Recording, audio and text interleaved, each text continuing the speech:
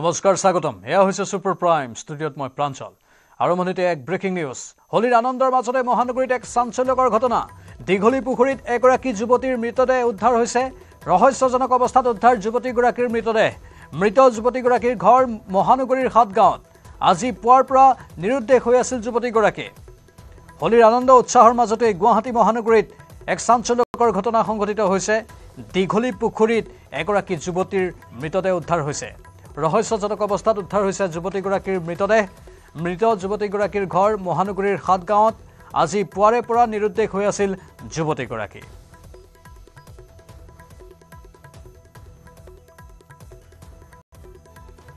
গুৱাহাটী মহানগৰীত এই চাঞ্চল্যকৰ ঘটনা হোলীৰ আনন্দৰ মাজতে এই ঘটনা সংঘটিত হৈছে এগৰাকী যুৱতী সন্ধানহীন হৈ আছিল আজি পুৱাৰে পৰাই আৰু তাৰ পাছত বিচাৰ খোচাৰ হৈছিল পৰিয়ালৰ লোক ওচৰ চুবুৰীয়া লগতে আৰক্ষীকো এই ক্ষেত্ৰত অৱগত কৰা হৈছিল কিন্তু সন্ধান পোৱা নাছিল আৰু সন্ধিয়া নমাৰ লগে লগেই দীঘলী পুখুৰীত উদ্ধাৰ হৈছে সেই যুৱতীগৰাকীৰ মৃতদেহ ঘৰ গুৱাহাটীৰ হাতগাঁৱত আৰু অৱশেষত এই যুৱতীগৰাকীৰ মৃতদেহ উদ্ধাৰৰ পাছতেই হাহাকাৰ লাগিছে পৰিয়ালটোত কিন্তু মৃত্যুৰ কাৰণ এই পৰ্যন্ত স্পষ্ট হোৱা নাই এয়া যুৱতীগৰাকীৰ চৰম সিদ্ধান্ত নে কাৰোবাৰ বলি হ'ল এই যুৱতীগৰাকী সেই সকলো এতিয়া প্ৰশ্নৰ ভিতৰত আছে ৰহস্যৰ আৱৰ্তত আছে হোলীৰ আনন্দৰ মাজতে মহানগৰীত চাঞ্চল্যকৰ ঘটনা কোনোবাই টাৰ্গেট কৰি ল'লে নেকি যুৱতীগৰাকীক সেই প্ৰশ্ন উত্থাপন হৈছে অথবা যুৱতীগৰাকীয়ে চৰম পন্থা বাছি ল'লে নেকি তাক লৈ প্ৰশ্ন উত্থাপন হৈছে এগৰাকী যুৱতীৰ মৃতদেহ উদ্ধাৰ হৈছে দীঘলী পুখুৰীত ৰহস্যজনক অৱস্থাত উদ্ধাৰ হৈছে যুৱতীগৰাকীৰ মৃতদেহ মহানগৰীৰ হাতগাঁৱত ঘৰ যুৱতীগৰাকীৰ আজি পুৱাৰে পৰাই নিৰুদ্দেশ হৈ আছিল সেই যুৱতীগৰাকী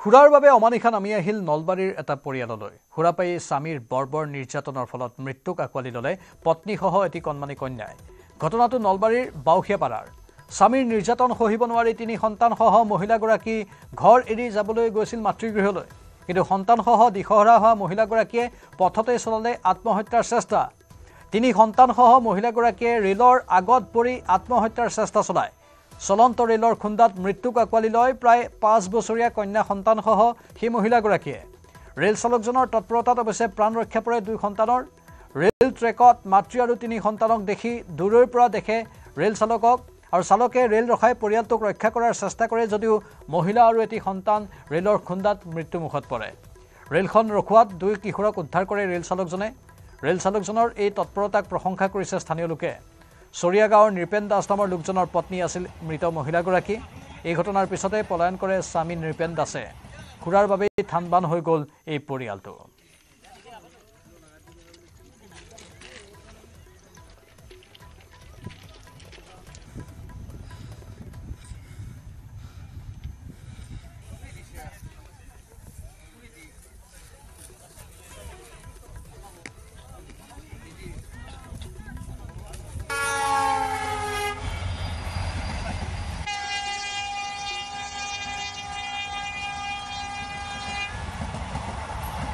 দ্ৰুতবেগী ৰেল আৰু সেই ৰেলৰ আগত পৰিল এটি পৰিয়ালৰ দুই সদস্য মাতৃ আৰু কন্যা খুৰা পাই স্বামীৰ বৰ্বৰ নিৰ্যাতনৰ বাবে মাতৃকন্যাই মৃত্যু সাৱটি ল'লে ভিলেইন হ'ল খুৰা নলবাৰীৰ বাউখিয়াপাৰাত ৰেল আলিত এই কৰুণ ঘটনা সংঘটিত হৈছে মাতৃসহ তিনি সন্তানৰ একেলগে আত্মহত্যাৰ চেষ্টা ইয়াৰে মাতৃ আৰু কন্যা সন্তানৰ মৃত্যু হ'ল আন সন্তান ৰক্ষা পৰিল ৰেল চালকজনৰ তৎপৰতাৰ বাবে ৰক্ষা পৰিল তেওঁৰ আন দুটি সন্তান দৈৱক্ৰমেহে ৰক্ষা পৰিছে আন দুটি সন্তান ভিলেইন হৈ পৰিছে এতিয়া খুৰা হোলীৰ আনন্দৰ মাজতে খুৰাৰ বাবে কেইবাটাও বিক্ষিপ্ত ঘটনা সংঘটিত হ'ল আৰু সেই ঘটনাবোৰৰ এটাৰ পাছত আন এটা তথ্য আহি আছে হোলীৰ দিনাই গুৱাহাটী মহানগৰীৰ বশিষ্ঠত এজনক হত্যা কৰা হ'ল ফাকু লগোৱা কেন্দ্ৰ কৰি বশিষ্ঠৰ বঙালী বস্তিৰ ৰাজপথতে এজনক হত্যা কৰা হয় বেকৰা দাস নামৰ লোকজনে তাবু দাস নামৰ লোকজনক আক্ৰমণ কৰি হত্যা কৰে এই ঘটনাৰ পিছতে হত্যাকাৰী বেকৰা দাসে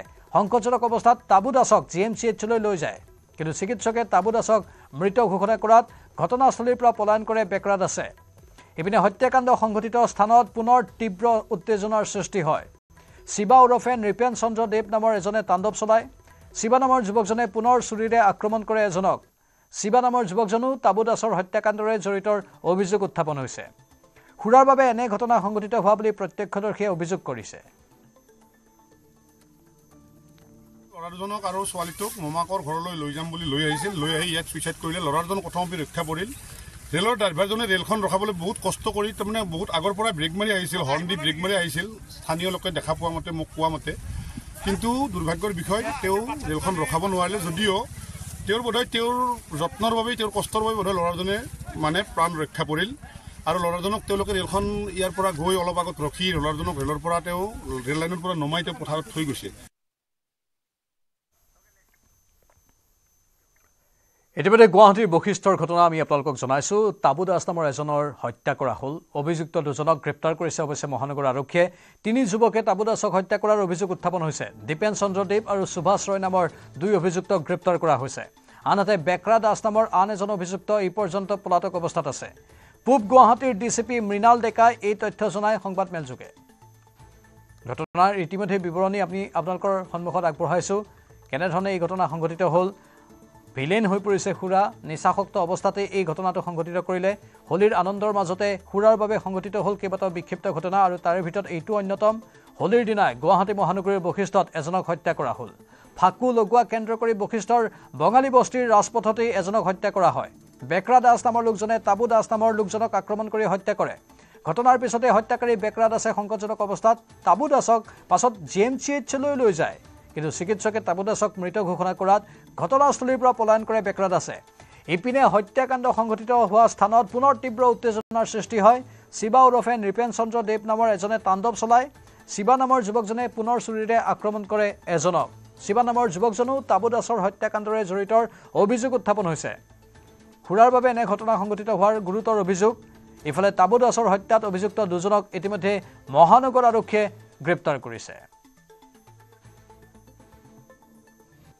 মই STC বাস চলাও, সাৰে ধৰি আনছে, জবৰদস্তি আনছে। এইটো চলাটো উঠাই নাম কি আপোনাৰ? মোৰ একো নাই। নাম কি? নাম নিপেন্দ্ৰ চন্দ্ৰ দেৱ।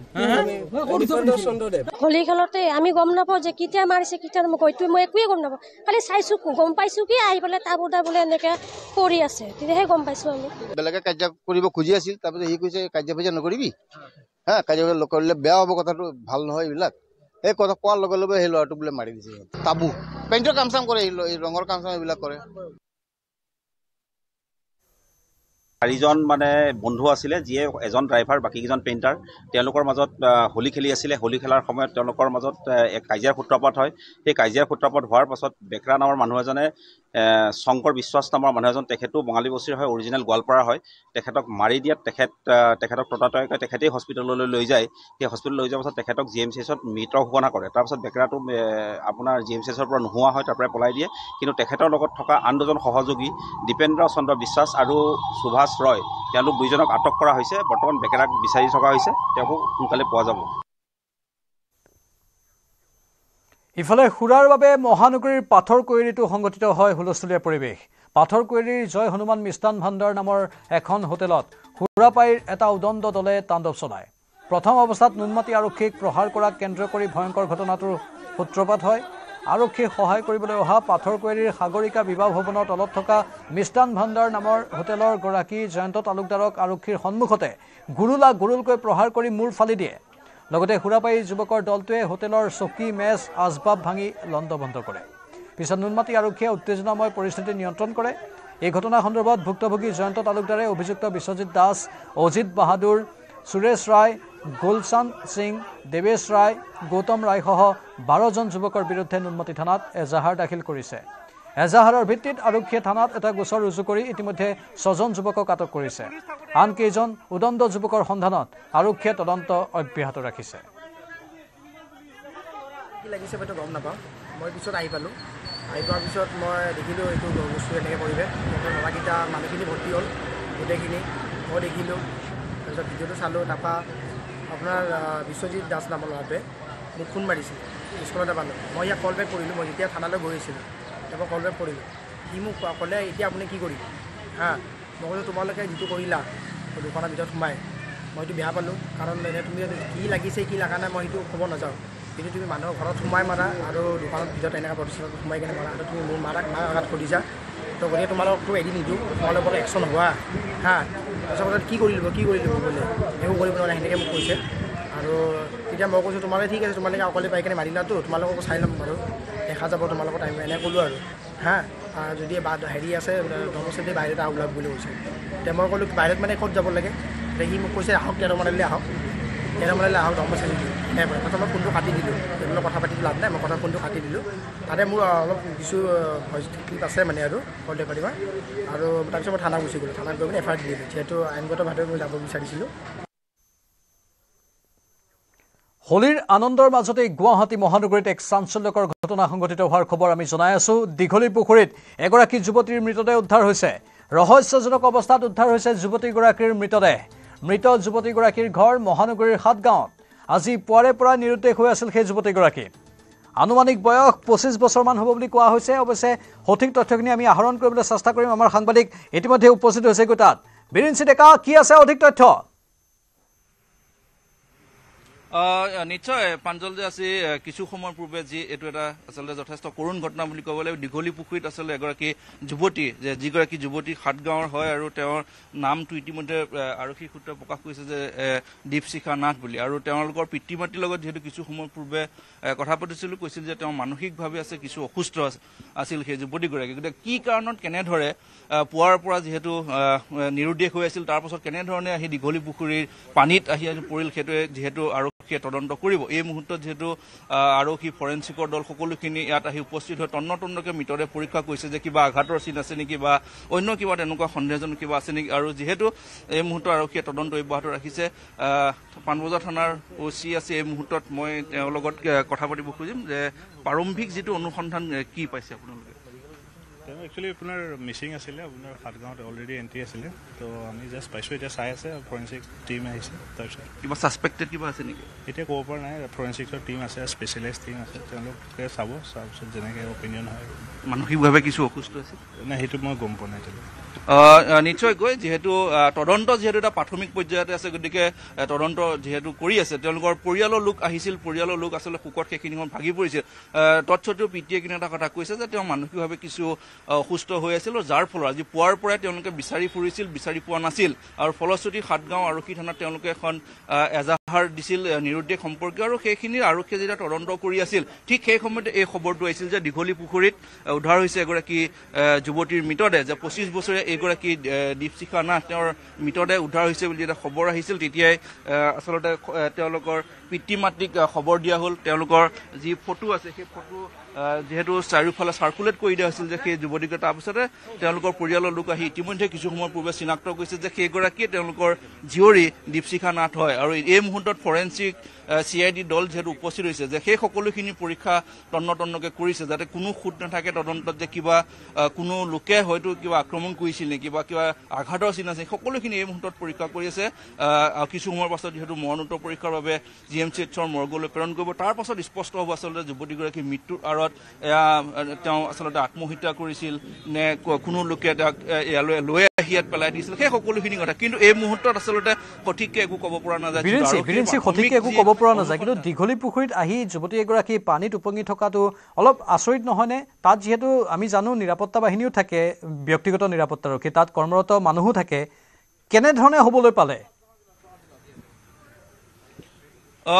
নিশ্চয়কৈ আচলতে এইটো এটা যথেষ্ট গুৰুত্বপূৰ্ণ কথা প্ৰাঞ্জল যে দীঘলী পুখুৰীৰ পাছ যিহেতু এই মুহূৰ্তত এটা কথা ক'ব পৰা যায় দীঘলী পুখুৰীৰ নৱনিৰ্মিত যি দেৱাল আচলতে নিৰ্মাণৰ প্ৰক্ৰিয়া কাম চলি আছে বিভিন্ন ধৰণৰ লোক ইয়ালৈ আহে বিভিন্ন ধৰণৰ লোক আহি দীঘলী পুখুৰীৰ সৌন্দৰ্য উপভোগ কৰে গতিকে হয়তো যিকেইগৰাকী নিৰাপত্তাৰক্ষী আছিল তেওঁলোকে হয়তো ভাবিছে যে যুৱতীগৰাকীও হয়তো সৌন্দৰ্য উপভোগ কৰিবৰ কাৰণে আহিছে বা কাৰোবাৰ লগত আহিছে গতিকে সেই ক্ষেত্ৰত যিহেতু বিভিন্ন লোক অহা যোৱা হৈ থাকে কিন্তু তাৰ পাছত যিহেতু বহু দেৰি আচলতে যুৱতীগৰাকী ইয়াৰ পৰা যোৱা নাছিল তাৰপিছত যেতিয়া ইয়াত প্ৰত্যক্ষ কৰিছিল যে দীঘলী পুখুৰীৰ যি পানী আছে সেই পানীত উপঙি আছে আৰু তাৰপাছত ততাতৈয়াকৈ পাণবজাৰ আৰক্ষীক খবৰ দিয়া হ'ল আৰু পাণবজাৰ আৰক্ষী উপস্থিত সেই সকলোখিনি ইতিমধ্যে কৰিছে গতিকে সেইটো যথেষ্ট হৈছে যে কোনোবাই সেই যিহেতু পিতৃ মাতৃ এটা কথা কৈছে যে তেওঁ মানসিকভাৱে যিহেতু অসুস্থ আছিল গতিকে কোনো লোকে তেওঁক লৈ আহিছিল পুৱাৰ পৰা যিহেতু নাছিল সেই পুৱাৰ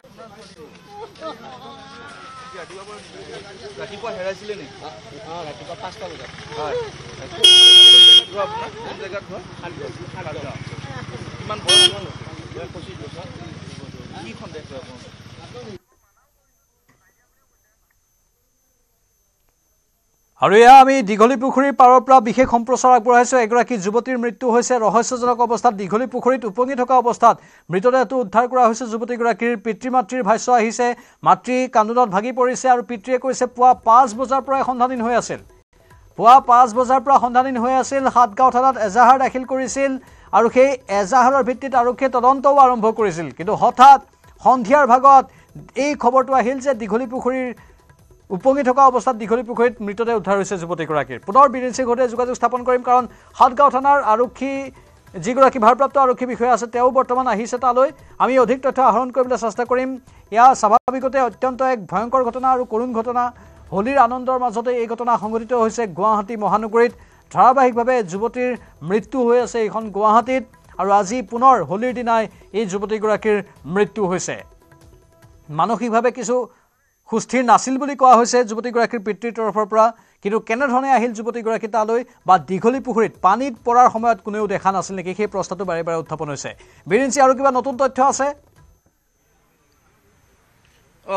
নিশ্চয় প্ৰাঞ্জল, যে সেই কথাখিনি আচলতে যথেষ্ট এটা বিচাৰ্যৰ বিষয় যে দীঘলী পুখুৰীৰ দৰে এটা অতি জনবহুল ব্যস্ত অঞ্চলত কি ধৰণে আচলতে এই ধৰণৰ নিৰাপত্তাজনিত খুঁত আছে যে এগৰাকী যুৱতী 25 বছৰীয়া যুৱতী কেনেধৰণে আহি পানীত জঁপিয়াব পালে, বা সেই যুৱতীগৰাকীয়ে যদি স্বেচ্ছাই জঁপিয়াও নাছিলে কোনোবাই লৈ আহিছিল নেকি, সেই কথাখিনি যে কাৰো চকুত কিয় নপৰিল। যে দেখা পোৱা গৈছে যে দীঘলী পুখুৰীৰ নিৰাপত্তাৰ বাবে আচলতে বিভিন্ন কেইবাজনো নিৰাপত্তাৰ ইয়াত থাকে, কিন্তু তেওঁলোকৰ চকুত কিয় নপৰিল। যিহেতু ইয়াত কোৱা হৈছে যে সন্ধিয়াৰ ভাগতে আচলতে যুৱতীগৰাকী এইফালে অহাৰ একাংশ লোকে দেখিছিল, বা সেই কথাখিনি স্পষ্টকে যিহেতু একাংশ লোকে কৈছে। তাৰ পাছত নিৰাপত্তাৰক্ষী আচলতে এটা দায়িত্ব আছিল যে সেই যুৱতীগৰাকী যে ইয়াত যদি ভিতৰত সোমাইছিল, সেই ভিতৰত সোমোৱাৰ পৰা যুৱতীগৰাকী যে দীৰ্ঘ সময় ধৰি ইয়াৰ পৰা ওলাই যোৱা নাই, এতিয়া যুৱতীগৰাকী ক'ত গ'ল কি কথা, সেই কথাখিনিকে নিৰাপত্তাৰক্ষীসকলে চাব লাগিছিল।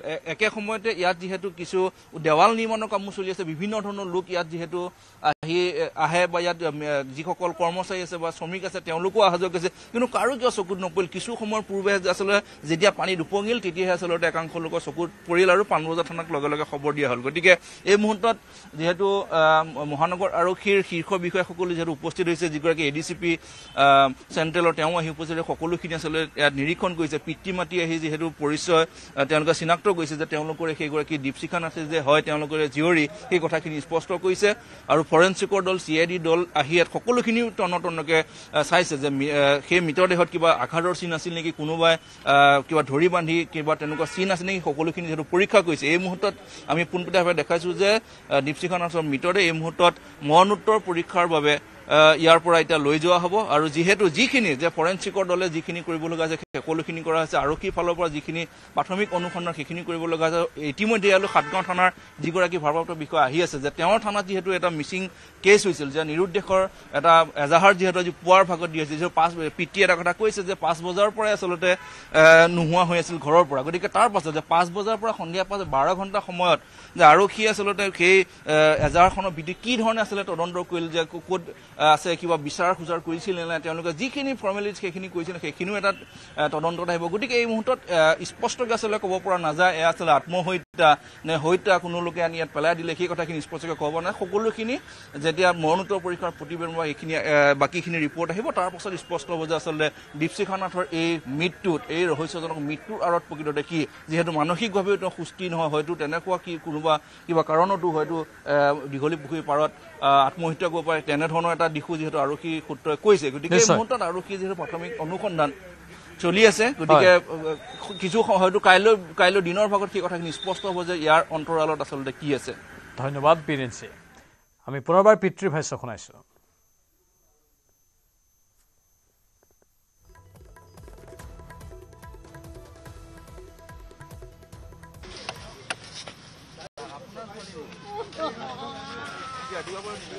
ৰাতিপুৱা হেৰাইছিলে নেকি? ৰাতিপুৱা 5টা বজাত। হয়, আপোনাৰ জেগাত ঘৰ কিমান বয়স? 25 বছৰ। কি সন্দেহ কৰে আপোনাৰ?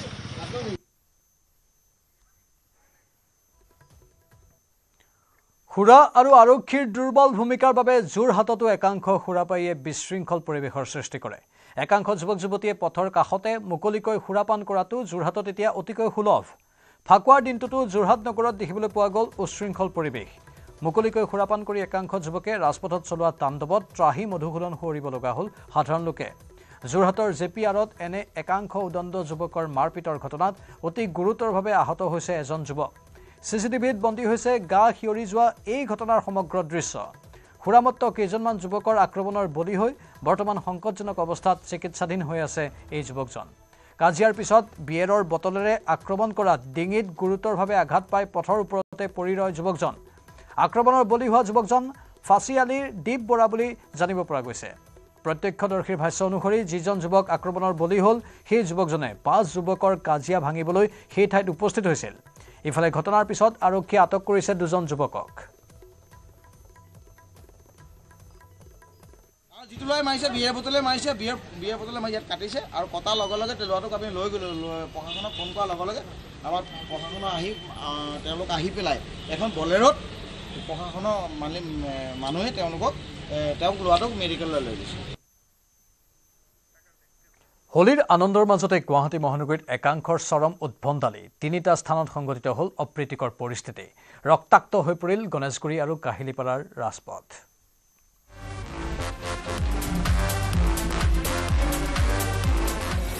হোলীৰ আনন্দৰ মাজতেই গুৱাহাটীত একাংশৰ চৰম উদ্ভণ্ডালি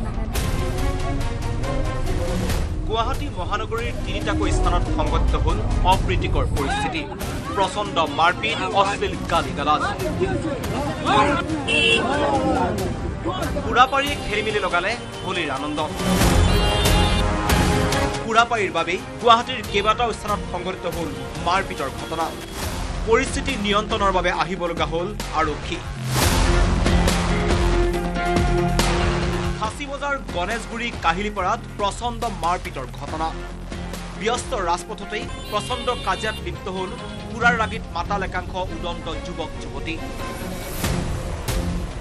সুৰাপাৰীৰ সংঘাতৰ বাবে ৰক্তাক্ত হৈ পৰিল গণেশগুৰি আৰু কাহিলীপাৰাৰ ৰাজপথ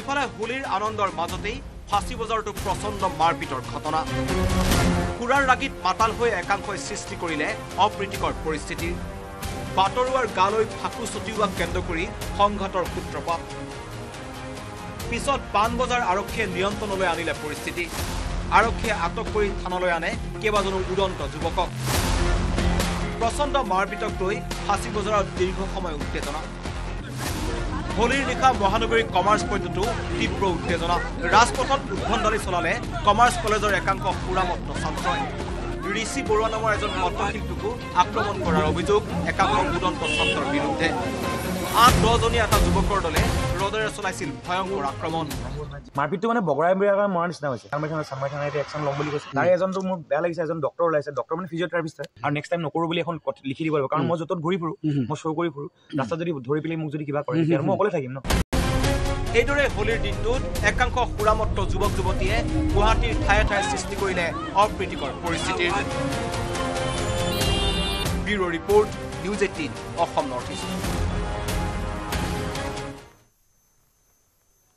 ফাকুৱাৰ আনন্দত চেঁচা পানী ঢালি মহানগৰীৰ এটা অঞ্চল স্তব্ধ হৈ পৰিল 3 ঘণ্টা ধৰি নিচাসক্ত এগৰাকী যুৱতীয়ে ত্ৰিভুৱন দেখুৱালে স্মাৰ্ট আৰক্ষীক হাতত কাঠ লৈ তাণ্ডৱ তিনিচুকীয়াৰ 21 বছৰীয়া যুৱতীৰ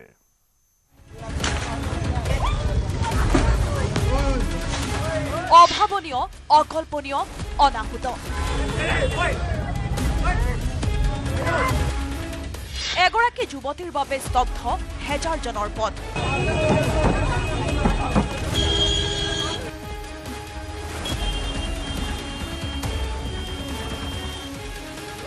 গণেশগুৰিৰ পৰা বেলতলা বজাৰলৈ 3 ঘণ্টীয়া যান-জঁট বেলতলাৰ বনফুল পথত পয়মাল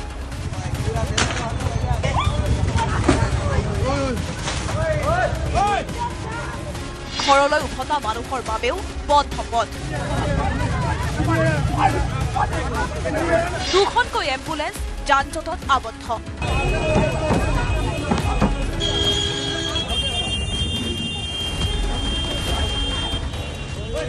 তিনি ঘণ্টাত ফটফটীয়া হ'ল স্মাৰ্ট আৰক্ষীৰ স্মাৰ্টনেছ শুকুৰবাৰে নিশা প্ৰায় 9:30 বজাৰ পৰা তিনিচুকীয়াৰ পৰা অহা এগৰাকী 21 বছৰীয়া যুৱতীয়ে জ্বলাই মাৰিলে মহানাগৰিকক ফাকুৱাৰ আনন্দত ৰাইজ বতলীয়া হৈ থকা পৰতে মহানগৰীৰ বনফুল নগৰৰ সমীপত বহুতৰে আনন্দ ভেচভেচিয়া হ'ল আত্মীয়ৰ ঘৰত থকা নিচাসক্ত যুৱতীৰ তাণ্ডৱত।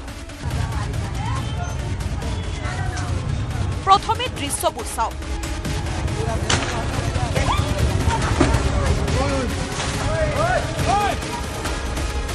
কোনেও বুজাই পাৰ পোৱা নাই, মুঠৰ ওপৰত অটপালি। অশ্লীলতাৰ সীমা চেৰাই যোৱা যুৱতীৰ মাত কথা অসম্পাদিত ৰূপত শুনাবই নোৱাৰি।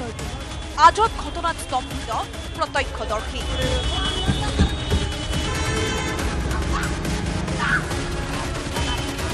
যুৱতীৰ আচৰণত উপায়হীন বিক্ৰেতা। একো ধৰিবই নোৱাৰিলে হৈ গ'ল কি? নলাত পৰা যুৱতী এইবাৰ নিজেই উঠি আহিল। তাৰ পাছতে ৰাইজে যি দেখিলে সেয়া কল্পনাৰো অতীত। এইবাৰ ৰাজপথতে আৰম্ভ দুগৰাকী যুৱতীৰ চুলিয়াচুলি। শুনক আৰৰ কাহিনী। ৱাইন শ্বপৰ কৰি কেনে তাৰপিছত তাই দোকানত গ'লে, দোকানত আপোনাৰ বস্তুকেইটা ভাঙা ষ্টাৰ্ট কৰিলে। তাৰপিছত আপোনাৰ তাই ওলাই আহিলে, তাৰপৰা মানুহকেইটা লাগে কিবা কৈছি, তাই ওলাই আহি কেনে তাই ড্ৰেইনত পৰিলে। তো ড্ৰেইনত পৰোঁতে তাই যেতিয়া উঠি আহিছে, তাই ইখিনি বহি আছিল, আপোনাৰ পুৰা মাজত বহি আছিল। তাই দেখা পালে এটা স্কুটিত এটা ছোৱালী এটা বহি আছে গাড়ীত। দেখা পোৱাৰ লগে লগে তাক মানে একো ৰিজন নাই, এটেক। যেতিয়া আমি ৰখাব গ'লোঁ চবে, তেতিয়া তাই আমাকো মানে মাৰা ষ্টাৰ্ট কৰিলে। নিজৰ কাপোৰ ফালা ষ্টাৰ্ট কৰিলে। তাৰপিছত আপোনাৰ স্লেং ৱৰ্ড ক'ব বিচাৰিলে, আৰু তাই পাথৰ লৈ কেনে মাৰি আছে আমাক চব। পাথৰক, মেইন স্পটক, ল'ৰাকেইটাক চবক মাৰি আছে। যি পাই আছে এইটো দি মাৰি আছে। একো তম্বম ধৰিব নোৱাৰা যুৱতীয়ে ৰাজপথৰ ওপৰতো দেখুৱালে তাণ্ডৱ। ৰাজপথৰ মাজত চলন্ত গাড়ী ভৰিৰে ৰখোৱাৰ চেষ্টা। বুজাবলৈ যোৱা শিলেৰে প্ৰহাৰ। কাণৰ বিষ হৈ যোৱাকৈ অশ্ৰাব্য গালি। প্ৰায় 4 ঘণ্টীয়া নাটকৰ জৱনিকা পেলাবলৈ নিষ্ফল অসমৰ স্মাৰ্ট আৰক্ষীৰ অৱস্থা দেখি শুনি দুই একে চেষ্টা কৰিলে উদন্ত যুৱতীক আবদ্ধ কৰিবলৈ। অভাৱনীয় ঘটনা ৰুধিবলৈ অহা অসম আৰক্ষীৰ দুগৰাকী ঘটনাস্থলীলৈ গৈ উভতি আহিল। যুৱতীক ধৰিবলৈ এইবাৰ অসম আৰক্ষীৰ মহিলা পুলিচ আহিল। দিছপুৰ আৰক্ষীয়ে গাড়ীত তুলি লৈ গ'ল ট্ৰাক সৃষ্টিকাৰী যুৱতীক। এই তাণ্ডৱৰ ভিডিঅ' এতিয়া ৰাইজৰ মোবাইলে মোবাইলে। উপস্থিত একাংশই এই অনাহুত ঘটনাৰ মজা ল'লে। সামাজিক মাধ্যমত বিভিন্ন প্ৰতিক্ৰিয়াও আহিল। একেমুখে এই অটপালিক ককৰ্থনা কৰিলে অজস্ৰজনে। যুৱতীৰ সুৰাপানৰ পাছৰ এই ৰূপ চৰ্চিত সম্প্ৰতি। তাৰ মাজতে দুই একে প্ৰশ্ন কৰিলে, এই উদণ্ড আচৰণৰ বাবে কোন দায়ী? মহানগৰৰ অভাৱনীয় ঘটনাৰ প্ৰতিকাৰ কৰিবলৈ সঁচাকৈ সাজুনে স্মাৰ্ট আৰক্ষী? গুৱাহাটীৰ পৰা প্ৰিয়ব্ৰত গগৈৰ সহযোগত Birendra Kumar Deka report, news 18 Assam north east. বাতৰিৰ শিৰোনামত ৰাষ্ট্ৰীয় জনতা দল চমুকৈ RJDৰ নেতা তথা লালু প্ৰসাদ যাদৱৰ পুত্ৰ তেজ প্ৰসাদ যাদৱ এগৰাকী কৰ্মৰত আৰক্ষী বিষয়াক দিয়া অদ্ভুত অৰ্ডাৰেৰে চৰ্চাৰ বিষয় হৈ পৰিছে তেজ প্ৰতাপ যাদৱ। তেওঁ বাসগৃহত চলি আছিল হোলী উদযাপন। হোলীৰ আনন্দত মতলীয়া হৈ আছিল সকলো, আৰু তেনেতে আৰক্ষী বিষয়ালৈ বুলি তেজ প্ৰতাপৰ আহিল সেই বিশেষ অৰ্ডাৰ। গীতৰ তালত আৰক্ষী বিষয়াজনক থুমকা লগাব ক'লে তেজ প্ৰসাদে। থুমকা নলগালে চাকৰিৰ পৰা নিলম্বন কৰাৰো ভাবুকি দিলে। উপায়ন্তৰ হৈ আৰক্ষী বিষয়াজনেও তেজ প্ৰসাদৰ গীতত কৰিলে নৃত্য, যি ভিডিঅ' ইতিমধ্যে ভাইৰেল হৈ পৰিছে ছ'চিয়েল মিডিয়াত। তেজ প্ৰতাপ যাদৱ পাটনাৰ বাসগৃহত দলীয় কৰ্মীসকলৰ বাবে আয়োজন কৰা হোলী উদযাপনত সংঘটিত হয় এই ঘটনা। আৰক্ষী বিষয়াজনক ঐ চিপাহী বুলি সম্বোধন কৰি RJD নেতাজনে কোৱা দেখা গৈছে, এটা গান বজাম, সেই গানত থুমকা লগাব লাগিব। বুঢ়া না মানো হোলী হে, থুমকা লগা নলগালে নিলম্বন কৰা হ'ব। কিছু মুহূৰ্তৰ পিছত প্ৰাক্তন ৰাজ্যিক মন্ত্ৰীগৰাকীয়ে গান গাবলৈ ধৰিলে। আৰক্ষীজনেও উপায়ন্তৰ হৈ সেই গানত যোগ দিলে নাচি নাচি। কুৰ্তা ফাৰ শীৰ্ষক এক অনুষ্ঠানতো অংশ লয় তেজ প্ৰতাপে, য'ত ৰং খনাৰ পিছত সকলোৱে পিন্ধি থকা কাপোৰসমূহ ফালি পেলোৱা হয়। তেজ প্ৰতাপ যাদৱৰ এই কাণ্ড নিমিষতে বিয়পি পৰিল। দৃশ্য দেখি কোনোৱে আমোদ ল'লে, কোনোৱে সমালোচনাৰে থকা সৰকা কৰিলে। বিশেষকৈ বিজেপি আৰু JDUৰ কেইবাজনো শীৰ্ষস্থানীয় নেতাই সমালোচনা কৰিলে তেজ প্ৰতাপ যাদৱক। লালু প্ৰসাদ যাদৱৰ নুমলীয়পুৰ কাণ্ডই হতচকিত কৰিছে নেতাকেইজনক। ঘটনা সন্দৰ্ভত প্ৰতিক্ৰিয়া প্ৰকাশ কৰি বিজেপিৰ মুখপাত্ৰ শ্বেহজাদ পুনাৱালাই কয়, পিতৃৰ দৰেই পুত্ৰ। প্ৰথমতে পিতৃয়ে মুখ্যমন্ত্ৰী হৈ নিজৰ সুৰত আইনক নচুৱাই বিহাৰক জংঘলৰাজ কৰিছিল। এতিয়া পুত্ৰই ক্ষমতাৰ বাহিৰত থকাৰ পিছতো ভাবুকি আৰু হেঁচা প্ৰয়োগেৰে আইন আৰু আইনৰ ৰক্ষকক নিজৰ সুৰত নাচিবলৈ চেষ্টা কৰাইছে। তেওঁ নাচিব নোৱাৰিলে আৰক্ষী বিষয়াজনক নিলম্বন কৰাৰ ভাবুকি দিছে। ইয়াৰ পৰা দেখা যায় যে RJDয়ে জংগল ৰাজত বিশ্বাস কৰে। ভুলতো ক্ষমতালৈ আহিলে আইন উলংঘা কৰি আইনৰ ৰক্ষকক নচুৱাব। এইটো এটা থ্ৰিলাৰহে। গতিকে তেওঁলোকক ক্ষমতাৰ পৰা আঁতৰাই ৰখাটো অতি গুৰুত্বপূৰ্ণ। ইফালে JDUৰ মুখপাত্ৰ ৰাজীৱ ৰঞ্জনে কয়, জংঘল ৰাজৰ অন্ত পৰিল যদিও লালু যাদৱৰ যুৱৰাজে এজন আৰক্ষীক ভাবুকি দিছে। যদিহে তেওঁ নানাচে তাৰ পৰিণাম বেয়া হ'ব বুলি ভাবুকি দিছে। বিহাৰ এতিয়া সলনি হৈছে। তেজস্বী যাদৱ হওক, তেজপ্ৰতাপ যাদৱ হওক বা লালু প্ৰসাদ যাদৱৰ পৰিয়ালৰ কোনো সদস্যই হওক, তেওঁলোকে বুজিব লাগিব যে এই পৰিৱৰ্তিত বিহাৰৰ পৰিৱেশত এনে কাৰ্যৰ কোনো স্থান নাই। वैसे पुत्र पिता मुख्यमंत्री थे, परिवार की सत्ता थी, बिहार को जंगल राज बनाए रखा था, तो कानून को अपने इशारों पे नचवाते थे। अब सत्ता के बाहर हुए हैं, DNA वही है, जंगल राज लाने की तमन्ना है, तो कानून और वर्दी पहनने वाले व्यक्ति का सम्मान करने के बदले आज वर्दी पहनने वाले का जो अपमान किया है तेज प्रताप यादव ने, ये दिखाता है कि मानसिकता, फितरत, DNA में जंगल राज ही कूट कूट कर भरा हुआ है। पर इनको समझना होगा कि अब बिहार बदल चुका है। अब नीतीश कुमार जी और भारतीय जनता पार्टी का शासन है, आज सुशासन है, जंगल राज का समय नहीं है। ये VVIP मानसिकता को भी दर्शाता है, सत्ता के अहंकार को भी दर्शाता है और जंगल राज के प्रति RJD के सॉफ्ट कॉर्नर को भी दर्शाता है। इस बयान की निंदा करता हूं।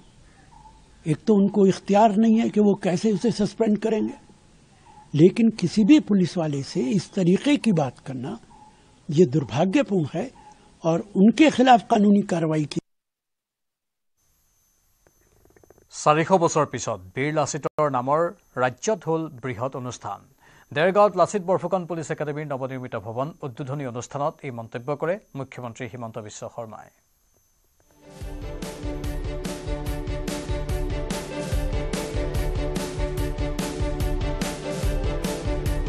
অসমৰ ইতিহাসৰ বাবে এক সোণালী দিন।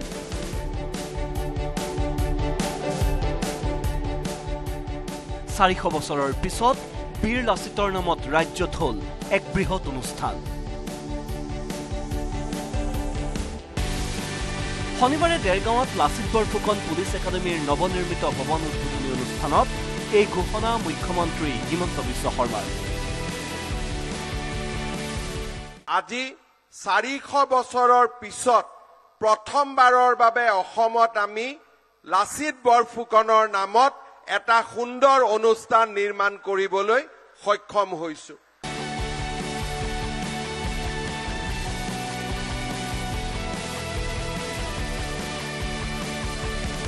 অসম আৰক্ষীক শক্তিশালী কৰা এই সুবিশাল প্ৰকল্প নিৰ্মাণৰ বাবে কেন্দ্ৰীয় গৃহমন্ত্ৰী অমিত শ্বাহক ধন্যবাদ জ্ঞাপন কৰিলে মুখ্যমন্ত্ৰী। লাচিত বৰফুকনৰ বুৰঞ্জী বিভিন্ন ভাষালৈ অনুবাদ কৰাৰ পৰামৰ্শ কেন্দ্ৰীয় গৃহমন্ত্ৰীজনেই প্ৰদান কৰা বুলিও উল্লেখ কৰিলে মুখ্যমন্ত্ৰী ডক্টৰ শৰ্মাই। যে লাচিত বৰফুকনৰ প্ৰতি তেখেতৰ যি সন্মান, নতুন দিল্লীত 400 বছৰৰ লাচিতৰ জন্ম জয়ন্তীৰ সময়ত অমিত শ্বাহ ডাঙৰীয়াৰ উপস্থিতি, তেখেতৰ প্ৰেৰণা, গুৱাহাটীলৈ আহি তেখেতে মোক পৰামৰ্শ দিছিল লাচিত বৰফুকনৰ জীৱনী বা তেখেতৰ বীৰ গাথা ভাৰতৰ বিভিন্ন ভাষালৈ ৰূপান্তৰ কৰিব লাগে। সেই পুস্তিকা বা সেই পুথিখিনিও উদ্বোধন কৰিবৰ বাবে অমিত শ্বাহ ডাঙৰীয়া নিজে গুৱাহাটীলৈ আহিছিল। ইফালে লাচিত বৰফুকন পুলিচ একাডেমীৰ এই উদ্বোধনী অনুষ্ঠানতে আৰক্ষী একাডেমী তথা দেৰগাঁৱৰ ৰাইজলৈ মুখ্যমন্ত্ৰীয়ে দিলে কেইবাটাও ভাল খবৰ। নিজৰ ভাষণত মুখ্যমন্ত্ৰীৰ ঘোষণা, দেৰগাঁৱৰ এই পুলিচ একাডেমীৰ চৌহদতেই হ'ব সৰু সজাই সদৃশ ক্ৰীড়া প্ৰকল্প। ইয়াতেই হ'ব নাৰ্ছিং একাডেমী, CBSE স্কুলৰ নিৰ্মাণ। দেৰগাঁৱতে পুলিচ মেডিকেল কলেজ নিৰ্মাণৰ পৰিকল্পনাৰ কথা ঘোষণা কৰিলে মুখ্যমন্ত্ৰী হিমন্ত বিশ্ব শৰ্মা। লগতে মুখ্যমন্ত্ৰীয়ে উল্লেখ কৰিলে এই প্ৰকল্পসমূহে দেৰগাঁওবাসীকো কৰিব বিশেষভাৱে উপকৃত। গোলাঘাট জিলা দেৰগাঁওবাসী ৰাইজৰ বাবে আৰু অসম আৰক্ষীৰ বাবে এই অসম পুলিচৰ এই চৌহদতে গুৱাহাটীৰ সৰু সজাইৰ দৰে এক বৃহৎ ক্ৰীড়া প্ৰকল্পও এই পুলিচ একাডেমীতে আমি নিৰ্মাণ কৰিবলৈ সংকল্প লৈছো। ইয়াতে যেতিয়া আমাৰ ষ্টেডিয়াম হ'ব, সুইমিং পুল হ'ব, ঘোঁৰা দৌৰৰ আমাৰ ইকোডিষ্ট্ৰিয়ান গেমছৰ ইয়াত ফেচিলিটিজ থাকিব। অকল অসম পুলিচে নহয়, গোলাঘাট জিলাৰ ৰাইজেও ইয়াৰ পৰা উপকৃত হ'ব। ইফালে অসম আৰক্ষীক ৰাজ্যৰ এক ঐতিহ্যমণ্ডিত অনুষ্ঠান বুলি আখ্যা দি মুখ্যমন্ত্ৰীৰ ঘোষণা, আৰক্ষীৰ নিৰলস প্ৰচেষ্টাৰ বাবেই সম্প্ৰতি অসমত হ্ৰাস পাইছে অপৰাধৰ সংখ্যা। এই ক্ষেত্ৰত পৰিসংখ্যা দাঙি ধৰি মুখ্যমন্ত্ৰীয়ে ক'লে 2020ৰ পৰা 2025লৈ অসমত হ্ৰাস হৈছে 60% অপৰাধজনিত ঘটনা। 2020ত মহিলাজনিত অপৰাধৰ ঘটনাৰ গোচৰ আছিল 26,000। বৰ্তমান সেই সংখ্যা হ্ৰাস হৈছেগৈ 5,000লৈ। कि 2020 में हमारे असम में 1,21,609 क्रिमिनल केसेस रजिस्ट्रेशन हुए थे। 2026 में ये संख्या 50,215 तक डिक्लाइन हुआ है और 60% क्राइम ये 4 साल में हमें समाप्त करने में सफलता हुए है। গোলাঘাটৰ পৰা ইউনিছ আলীৰ সহযোগত নীলোৎপল বৰাৰ report, news 18 Assam north east. ৰাজহ চোৰাংচোৱা সঞ্চালকালয়ৰ অতিৰিক্ত সঞ্চালক প্ৰধানলৈ সোণ সৰবৰাহকাৰী ৰাণ্যা ৰাওৰ পত্ৰ প্ৰেৰণ। পত্ৰত প্ৰকাশ কৰিলে জেৰাত সন্মুখীন হোৱা হাৰাশাস্তিৰ বিষয়ে। DRIৰ জেৰাত ৰাণ্যা ৰাওৰ হাৰাশাস্তি। পত্ৰখনত তেওঁ দাবী কৰিছে যে DRIয়ে প্ৰস্তুত কৰা বিবৃতিত স্বাক্ষৰ কৰিবলৈ অস্বীকাৰ কৰাৰ বাবে ৰাণ্যাক শাৰীৰিকভাৱে আক্ৰমণ কৰা হৈছিল। 10-15 বাৰ চৰ মাৰিছিল, বাৰে বাৰে মুখত চৰ মাৰিছিল। ৰাণ্যাই নিজকে নিৰ্দোষী বুলিও দাবী কৰিছে। কৈছে তেওঁক মিছাকৈ জড়িত কৰা হৈছে এই ঘটনাত। ইয়াৰ উপৰি ৰাণ্যাই অভিযোগ কৰিছে যে তেওঁক খাদ্যৰ পৰাও বঞ্চিত কৰা হৈছিল আৰু ভাবুকি দিয়া হৈছিল। অভিনেত্ৰীগৰাকীৰ অভিযোগ, তেওঁ 50-60খন টাইপ কৰা পৃষ্ঠা আৰু প্ৰায় 40 পৃষ্ঠাৰ খালী কাগজত স্বাক্ষৰ কৰিছিল, কাৰণ তেওঁ হেঁচা, মানসিক চাপ আৰু শাৰীৰিক আক্ৰমণৰ বলি হৈছিল। DRIৰ বিষয়াই বলপূৰ্বকভাৱে তেওঁক স্বাক্ষৰ কৰোৱাৰ দাবী উত্থাপন কৰিছে ৰাণ্যাই। বেংগালুৰুৰ বিশেষ আদালতে তেওঁৰ জামিনৰ অনুৰোধ নাকচ কৰাৰ মাত্ৰ এদিন পিছতে এই পত্ৰখনে তাৎপৰ্য বহন কৰিছে।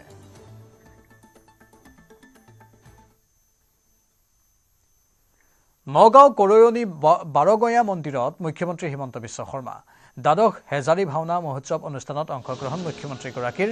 কলংপৰীয়া বাৰগঞা সমাজৰ সাৰ্বজনীন হেজাৰী ভাওনা মন্দিৰৰ আন্তঃগাঁথনি উন্নয়নৰ কামৰ শুভ উদ্বোধন কৰে মুখ্যমন্ত্ৰীয়ে। মুখ্যমন্ত্ৰীগৰাকীক সংগ দিয়ে বিধায়ক ৰূপ শৰ্মা, দীপ্লুৰঞ্জন শৰ্মা আৰু শশীকান্ত দাসে। মন্দিৰলৈ পুনৰ 1 কোটি টকাৰ আৰ্থিক সাহায্য প্ৰদান কৰাৰ প্ৰতিশ্ৰুতি দিয়ে মুখ্যমন্ত্ৰীগৰাকীয়ে। তাৰ পিছতেই মুখ্যমন্ত্ৰীগৰাকী উপস্থিত হয় 46স্থিত মহাত্মা গান্ধী কলাক্ষেত্ৰত। উন্নয়ন লেখজোখ ল'বলৈ নিশাৰ ভাগত মুখ্যমন্ত্ৰীগৰাকী উপস্থিত হয় নিৰ্মীয়মান মৰিকলং বিলতো। যোৱা কিছুমাহ আগতে এই মন্দিৰলৈ আহিছিলোঁ। মন্দিৰটোৰ অৱস্থা খুবেই বেয়া হৈ আছিলে। ঐতিহ্যমণ্ডিত এটা অনুষ্ঠান আছিলে। চৰকাৰৰ ফালৰ পৰা কিছু সাহায্য আগবঢ়োৱা হৈছিলে। সুন্দৰভাৱে এই অনুষ্ঠানটো নিৰ্মাণ কৰা হৈছে। ভৱিষ্যতেও এই অনুষ্ঠানটোত যাতে অসমৰ সংস্কৃতিক আৰু অধিক উজ্বলাই তোলাৰ কাম এই মন্দিৰৰ পৰাই হ'ব পাৰে, তাৰ বাবে আৰু অধিক সহায় কৰাৰো মই প্ৰতিশ্ৰুতি দিছোঁ। গুজৰাটৰ সুৰাসক্ত চালকৰ শিহৰণকাৰী দুৰ্ঘটনাটোৰ কথা মনত আছেনে? মনত আছেনে কেনেদৰে সুৰাসক্তজনে এগৰাকী মহিলাক এক প্ৰকাৰ হত্যা কৰি আনাডাৰ ৰাউণ্ড বুলি চিঞৰিছিল? সেই চালকজনৰ বৰ্তমানৰ অৱস্থা এয়া দেখুৱাইছোঁ আপোনালোকক। আৰক্ষীৰ 3rd ডিগ্ৰীত থিয় হ'ব নোৱাৰা অৱস্থা উন্মাদ যুৱকজনৰ। আৰক্ষীৰ কোবত এগৰাকী মহিলাক হত্যা কৰি কিৰিলি পাৰি পৈশাচিক আনন্দ লোৱা যুৱকজন আজি নিশ্চুপ হৈ আছে। ৰাইজৰ আগত নিজেই কাণত ধৰিলে ৰক্ষিত চৌৰাচিয়া নামৰ পাষাণ এই যুৱকজনে। সেই যুৱকজনক এনেদৰে ক্ৰাইম চিনলৈ লৈ যায় বদোদৰা আৰক্ষীয়ে ধৰি থকাৰ ফলতহে কোনোমতে থিয় হ'ব পাৰিছে যুৱকজন। ৰাইজৰ মাজেৰে নিয়াৰ সময়ত আৰক্ষীয়ে খুব সাৱধানে লৈ গ'ল যুৱকজনক, যাতে যুৱকজনৰ ওপৰত থকা ক্ষোভৰ প্ৰকাশেৰে যাতে আন এক অনাকাংক্ষিত ঘটনা নঘটে তাৰ প্ৰতিও সষ্টম হৈ থাকিল আৰক্ষী মানুহ সুৰাসক্ত হৈ কিমান নিচ আৰু নৃশংস কাণ্ড সংঘটিত কৰিব পাৰে তাৰ এক নজিৰ হৈ ৰল গুজৰাটৰ এই ঘটনাটো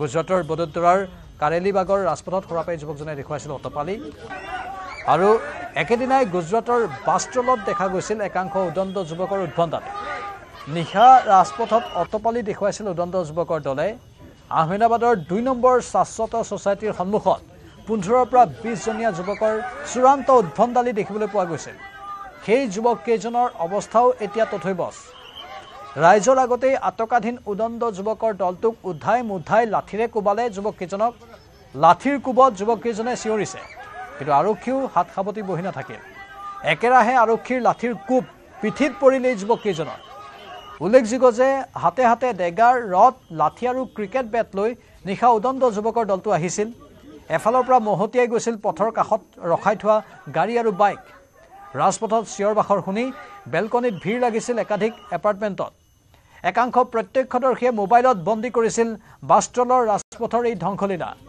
যাৰ য'তে মন যায় তাতে চলাই গৈছিল আক্ৰমণ তেনেতে একাংশই টাৰ্গেট কৰিছিল এখন চলন্ত গাড়ী কাণ্ড দেখি চালকৰ আসনৰ পৰা নামি আহি বাধা দিছিল এজনে লগে লগে লোকজনৰ ওপৰত জঁপিয়াই পৰিছিল উদণ্ড যুৱকৰ দল কাজিয়াতে ক্ষান্ত নাথাকি এজনে ডেগাৰেৰে আক্ৰমণ কৰিছিল গাড়ীখনৰ চালকক ধ্বংসলীলাৰ মাজতে আন এজন যুৱককো ডেগাৰেৰে আক্ৰমণ কৰিছিল যুৱকৰ দলটোৱে মুহূৰ্ততে ছ'চিয়েল মিডিয়াত ভাইৰেল হ'ল বাষ্ট্ৰলৰ ৰাজপথৰ দৃশ্য লগে লগে ঘটনাক লৈ তৎপৰ হ'ল গুজৰাটৰ গৃহ দপ্তৰৰ ৰাজ্যিক মন্ত্ৰী হৰ্ষ সাংভিৰ হেঁচাত শুকুৰবাৰে পুৱাৰ ভাগতে আহমেদাবাদ আৰক্ষীয়ে গ্ৰেপ্তাৰ কৰিলে ৰাজপথৰ ধ্বংসলীলাত জড়িত 11টা অপৰাধীক এই ঘটনাত জড়িত আন কেইবাটাকো বিচাৰি এতিয়াও অভিযান চলাই আছে আহমেদাবাদ আৰক্ষীয়ে কিন্তু 11টা অপৰাধীক গ্ৰেপ্তাৰ কৰিলেও এতিয়াও পোহৰলৈ অহা নাই বাষ্ট্ৰলৰ ৰাজপথত চলা এই কাণ্ডৰ আঁৰৰ কাৰণ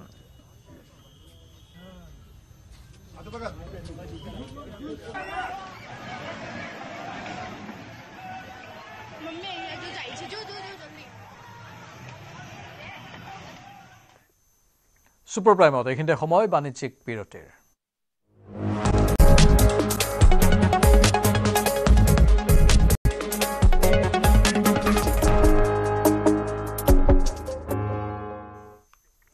প্ৰধানমন্ত্ৰী মোদীক চাফ চিকুণ ৰাজধানী দেখুৱাব বিচাৰে মাৰ্কিন ৰাষ্ট্ৰপতি ডোনাল্ড ট্ৰাম্পে সেইবাবে মাৰ্কিন ৰাষ্ট্ৰপতি ডোনাল্ড ট্ৰাম্পে ৰাজধানী চহৰখনৰ পথৰ দাঁতিত থকা টেণ্ট ভঙা প্ৰক্ৰিয়া আৰম্ভ কৰিছে ট্ৰাম্পৰ ভাষাতে প্ৰধানমন্ত্ৰী মোদী ফ্ৰান্সৰ ৰাষ্ট্ৰপতি ইমানুৱেল মেক্ৰ' আৰু ব্ৰিটেইনৰ প্ৰধানমন্ত্ৰীক অপৰাধবিহীন ৰাজধানী চহৰৰ সৌন্দৰ্য উপভোগ কৰাব খোজে ডোনাল্ড ট্ৰাম্পে আনকি ৰাজহুৱা স্থানৰ শ্লোগানসমূহো আঁতৰাই পেলাব খোজে ট্ৰাম্পে যাৰ বাবে প্ৰব্ৰজনকাৰীৰ বিৰুদ্ধেও কঠোৰ হৈ পৰিছে Donald Trump Because when the bad guys are out there and they see there's an FBI agent, that's the ultimate in law enforcement, and they're not going to be acting so bad. We're cleaning up our city, we're cleaning up this great capital, and we're not going to have crime, and we're not going to stand for crime, and we're going to take the graffiti down, and we're already taking the tents down, and we're working with the administration, and if the administration can't do the job, we're going to have to take it back and run it through the federal government. But we hope the administration is going to be able. So far, they've been doing very well. The mayor's been doing a good job. We said there are tents galore right opposite the State Department. They have to come down, and they took them down right away. And so far, so good. But we want to have a capital that can be the talk of the world. When Prime Minister Modi of India, when the President of France, and all of these people, the head of Prime Minister of United Kingdom, they all came to see me over the last week and a half. And when they come in, I had the route run. I didn't want to have them see tents. I didn't want to have them see graffiti. I didn't want to have them see broken barriers and potholes in the roads. And we had it looking beautiful. And we're going to do that for the city. কঠোৰ Trump America ভ্ৰমণ নিষেধ কৰিব 41 দেশৰ ট্ৰাম্পৰ নজৰত ভাৰতৰ 4 প্ৰতিবেশী ৰাষ্ট্ৰ প্ৰকাশিত তালিকাক লৈ বিশ্বজুৰি প্ৰতিক্ৰিয়াৰ সৃষ্টি হৈছে দ্বিতীয়বাৰলৈ আমেৰিকাৰ ৰাষ্ট্ৰপতিৰ আসনত অধিষ্ঠিত হোৱাৰ পিছতে ডোনাল্ড ট্ৰাম্পে গ্ৰহণ কৰিছে ইটোৰ পিছত সিটো কঠোৰ বৈদেশিক নীতি এইবাৰ বিশ্বৰ 41খন দেশৰ আমেৰিকা ভ্ৰমণত নিষেধাজ্ঞা আৰোপ কৰিবলৈ সাজু হৈছে ট্ৰাম্প প্ৰশাসন ইতিমধ্যে আমেৰিকাৰ সংবাদ মাধ্যমত প্ৰকাশ পাইছে এই তালিকা সেই অনুসৰি আমেৰিকাই আৰোপ কৰিবলগীয়া নিষেধাজ্ঞা হ'ব তিনি ধৰণৰ কিছু সংখ্যক দেশৰ বাবে হ'ব সম্পূৰ্ণ নিষেধাজ্ঞা তেনে দেশৰ কোনো লোকে লাভ নকৰিব আমেৰিকাৰ ভিছা আন একাংশ দেশৰ বাবে জাৰি হ'ব আংশিক নিষেধাজ্ঞা এই নিষেধাজ্ঞা থাকিব প্ৰমোদ ভ্ৰমণ উচ্চ শিক্ষা আদিত আন একাংশ দেশৰ বাবে থাকিব চৰ্ত সাপেক্ষ নিষেধাজ্ঞা এই দেশসমূহে 60 দিনৰ ভিতৰত পূৰণ কৰিব লাগিব ঘাটি পূৰণ নকৰিলে তেনে দেশৰ বাবেও হ'ব আংশিক নিষেধাজ্ঞা কিন্তু কি ঘাটি পূৰণ কৰিব লাগিব সেয়া এতিয়াও উল্লেখ কৰা নাই আমেৰিকাৰ সংবাদ মাধ্যমৰ দাবী অনুসৰি সম্পূৰ্ণ নিষেধাজ্ঞা শাৰীত আছে 10খন দেশ তালিকাৰ প্ৰথম ভাগত থকা এই দেশসমূহৰ অন্যতম আফগানিস্তান ইৰাণ সিৰিয়া কিউবা উত্তৰ কোৰিয়াৰ দৰে দেশসমূহ আংশিক নিষেধাজ্ঞাৰ তালিকাত আছে 5খন দেশ তালিকাৰ দ্বিতীয় স্থানৰ দেশ হ'ল হাইটি লাওছ দক্ষিণ সুদান ম্যানমাৰ আৰু ইৰিট্ৰিয়া চৰ্ত সাপেক্ষ নিষেধাজ্ঞাৰ তালিকাত আছে 26খন দেশ তালিকাৰ তৃতীয় স্থানৰ দেশসমূহৰ ভিতৰত আছে ভাৰতৰ প্ৰতিবেশী পাকিস্তান আৰু ভূটানৰ নাম উল্লেখযোগ্য যে আমেৰিকাৰ ৰাষ্ট্ৰীয় নিৰাপত্তাৰ খাতিৰতে এই নিষেধাজ্ঞা আৰোপৰ চিন্তা চৰ্চা ডনাল্ড ট্ৰাম্পৰ 20 জানুৱাৰীত দ্বিতীয়বাৰৰ বাবে ক্ষমতালৈ অহাৰ পিছত ট্ৰাম্পে সকলো কেবিনেট সদস্যক এই তালিকা প্ৰস্তুত কৰিবলৈ নিৰ্দেশ দিছিল সকলোকে 21 মাৰ্চৰ ভিতৰত আমেৰিকাৰ নিৰাপত্তা বিঘ্নিত কৰিব পৰা দেশৰ তালিকা দাখিল কৰিবলৈ দিয়া হৈছিল নিৰ্দেশ 21 মাৰ্চৰ পিছতেই এই নিষেধাজ্ঞা সন্দৰ্ভত ট্ৰাম্প প্ৰশাসনে চূড়ান্ত সিদ্ধান্ত লোৱাৰ সম্ভাৱনা অৱশ্যে এই তালিকাখন এতিয়াও চূড়ান্ত বুলি কোনো আনুষ্ঠানিক ঘোষণা কৰা নাই হোৱাইট হাউছে আকাশমাৰ্গৰ পৰা প্ৰাণঘাতী আক্ৰমণ ইৰাকৰ আল আনবাৰ প্ৰদেশৰ ৰাজপথেৰে গৈ থকা এখন গাড়ীত টাৰ্গেট মাৰ্কিন ক্ষেপণাস্ত্ৰৰ অব্যৰ্থ লক্ষ্য এক লহমাতেই চূৰ্ণ বিচূৰ্ণ হৈ গ'ল গাড়ী বা এক মুহূৰ্ততেই চূৰ্ণ বিচূৰ্ণ হৈ গ'ল এই গাড়ীখন ঘটনাস্থলীতেই মৃত্যু হ'ল দুজনৰ তাৰে এজনক বিশ্বত্ৰা সন্ত্ৰাসবাদী সংগঠনৰ second in command Abdullah makki মুছলিহ আল ৰিফাই ওৰফে আবু খাদিজা বুলি নিশ্চিত কৰিলে ইৰাক প্ৰশাসনে আবু খাদিজাৰ দৰে সন্ত্ৰাসবাদীক গতি লগাবলৈ চিৰদিন হস্তম হৈ থকাৰ ঘোষণা ডনাল্ড ট্ৰাম্পৰ 2017 চনতে ইৰাকৰ পৰা উৎখাত হৈছিল ISISৰ ঘাটি 2019 চনত সিৰিয়াতো অন্ত পৰিছিল ISISৰ ৰাজত্ব দুখন দেশত মুখ্যম আঘাতৰ পাছত সৰু সৰু গোটত ভাগ হৈ ইৰাকত সন্ত্ৰাসবাদী কাৰ্যকলাপ চলাই আছিল আবু খাদিজাই ISISৰ সদস্যক আশ্ৰয় দিয়া কুটাঘাটৰ পৰিকল্পনা কৰা আৰু ধন বিতৰ যোগাৰৰ দায়িত্ব সম্ভালি থকা আবু খাদিজাৰ ওপৰত দীৰ্ঘদিনে চকু ৰাখিছিল ইৰাকৰ চোৰাংচোৱাই